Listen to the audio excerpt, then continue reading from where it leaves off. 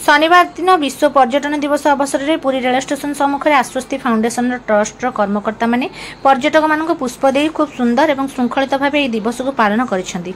हजारू अधिक भक्त और आगंतुक यात्री मानक संघर कर्मकर्ता माने जय जगन्नाथ ध्वनि सह प्रणाम जणाई पर्यटक मानक अतिथि सत्कार करथिले। अतिथि देव भव वाक्यर पूर्ण पराकाष्ठा संघर कर्मकर्ता और पर्यटक मध्य स्पष्ट देखा मिलता। यह कार्यक्रम में पुरी जिला जीआरपी आरक्षी अधिकारी संतोष बाहिनीपति मुख्य अतिथि भाव योगदान कर पर्यटक मानक उत्साहित करथिले। ए कार्यक्रम में अनुष्ठान सभापति आईनजीवी दीपक पंडा मुख्य अतिथि को पुष्पगुच्छ प्रदान कर सम्मानित करथिले।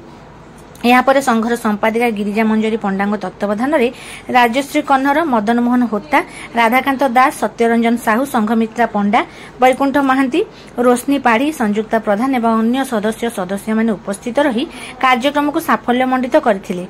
कार्यक्रम शेष में संघर सदस्य मोनालिसा श्रीचंदन समस्त धन्यवाद अर्पण करथिले।